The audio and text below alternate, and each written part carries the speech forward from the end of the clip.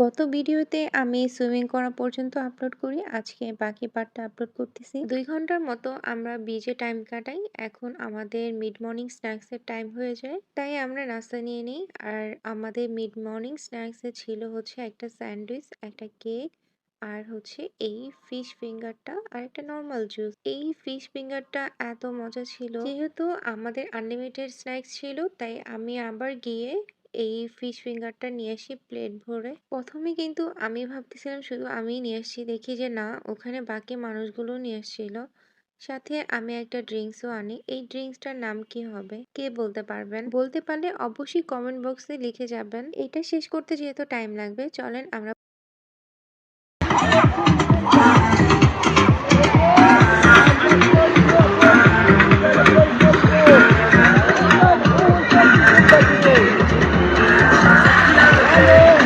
পুল পার্টিতে অ্যাটেন্ড করা মানে হচ্ছে আমি এখানে বসেছিলাম, বাকিরা আর কি এখানে পার্টি করতেছিল, বসে বসে আমি দেখতেছিলাম। এদিকে সে সুইমিং করতেছিল, সে আমাকে এসে বলতেছিল ওদিকে অনেক সুন্দর সুন্দর মাছ দেখা যাচ্ছে, কিন্তু আমি তো সাঁতার পারি না, প্লাস আমার পা কেটে গেছিল, এই জন্য আমি আর পানিতে নামি না।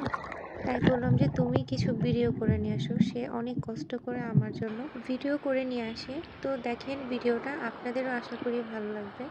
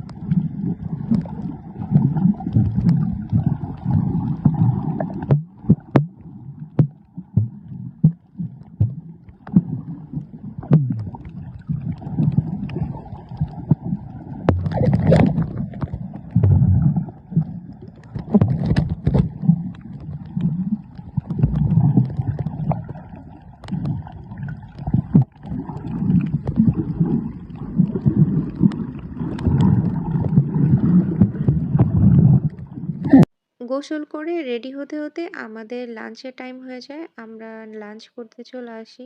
আমাদের লাঞ্চে অনেক রকম খাবার ছিল।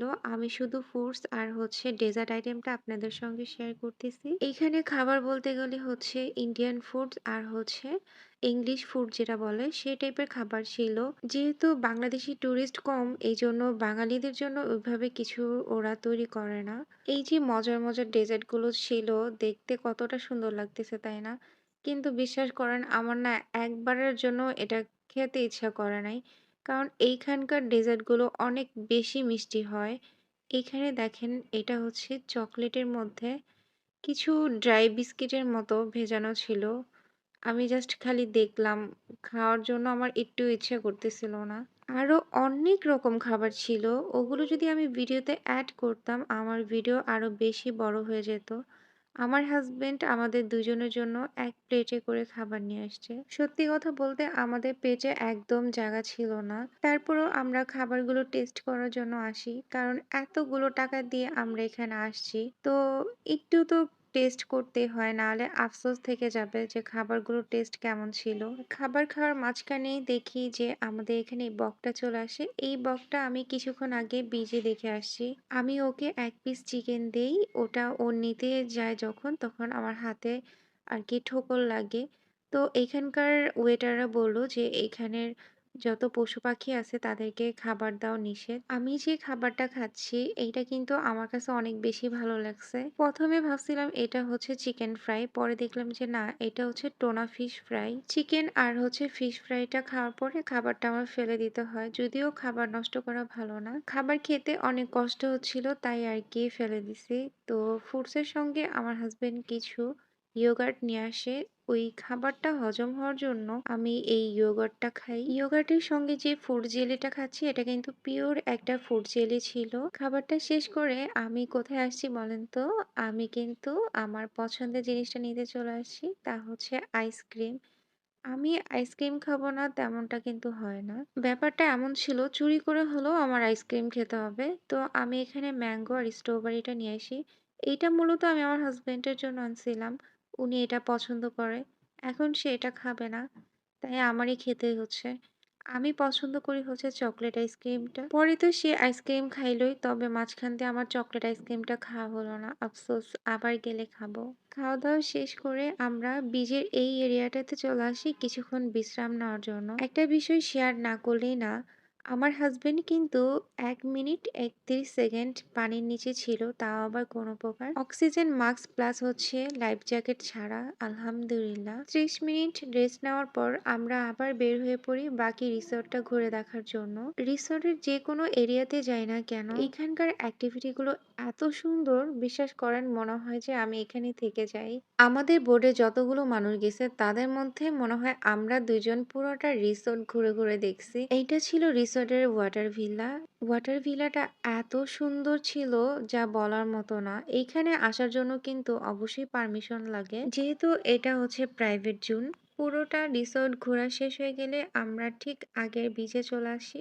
আর এখানে এসে দেখি সবাই ভলিবল খেলতেছিল। এখানকার প্রত্যেকটা মানুষ এতটা ফ্রেন্ডলি, একজন আরেকজনকে চেনে না অথচ খেলার জন্য কিন্তু তাকে ডাকে।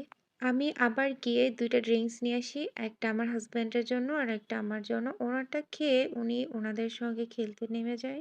আর আমারটা আমি খাচ্ছিলাম আর তাদের খেলা দেখতেছিলাম। এরা কিন্তু একজন আরেকজনের ভাষা বোঝে না, তারপর চেনে না। তারপরও কি সুন্দর এনজয় করতেছিল। মনে হচ্ছিল ওরা সবাই ফ্রেন্ড। আপনি একটা জায়গায় ঘুরতে যাবেন অনেক টাকা খরচ করে। যদি আপনার মন মানসিকতা ভালো না রাখেন তাহলে ওই ঘোরাটা আপনার বিফলে যাবে।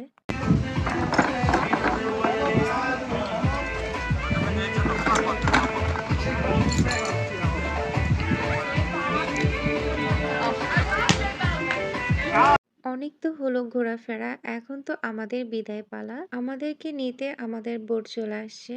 তো আমি লাস্ট বারের মতো একটু ভিডিও করে নিয়েছিলাম। দেখেন বিকালের ওয়েদারটা কতটা সুন্দর লাগতেছিল। তাকে আমি বোর্ডে পাঠিয়ে দিয়ে আমাদের যেহেতু বিকেলে স্ন্যাক্স ছিল, তো কি ছিল সেটা দেখার জন্য এসে পড়ি। বিকেলের নাস্তাতে ছিল হচ্ছে ফ্রেঞ্চ ফ্রাই, স্লাইস পিজা আর হচ্ছে কেক ছিল আর হচ্ছে ড্রাই বিস্কিট। যেহেতু ফ্রেঞ্চ ফ্রাই আমার অনেক বেশি পছন্দের, তাই আমি কি করছি দেখেন টিস্যুতে করে আমি নিয়ে নিছি। যদিও আমার পেট ভরা, এটা আমি ভাবছি বোর্ডে গিয়ে খাবো এজন্য নিয়ে নেই। রিসোর্টে গিয়ে এত বেশি ভালো লাগছে যে এখান থেকে আসতে আর মন চাচ্ছিল না। তারপরও কি করার, আমি এই রিসোর্টটাকে বাই বলে আমি বোর্ডে চলে আসি। আমি আসতে না আসতেই বোর্ডটা ছেড়ে দেয়। আলহামদুলিল্লাহ আজকের দিনটা অনেক বেশি ভালো কাটছে। আমি চিন্তাও করিনি আজকের দিনটা যে আমাদের এত ভালো যাবে। ১ম এ এসে কিন্তু মন খারাপ হয়ে গেছিল। পরে আমরা অনেক বেশি এনজয় করি। থ্যাংক ইউ সরকার ভাইয়া এত সুন্দর একটা প্ল্যানিং করে দেওয়ার জন্য।